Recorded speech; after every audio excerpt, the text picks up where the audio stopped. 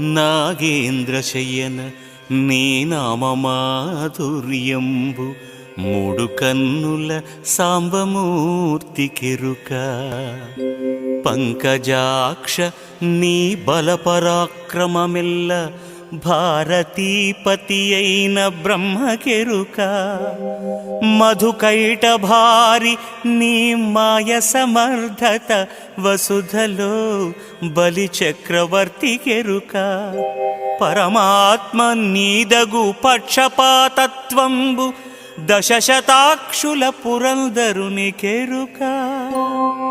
వీరికెరుకగు నీ కథల్ వింతలెల్ల నరులకెరుకన్ననెవరైన నవ్విపోరే.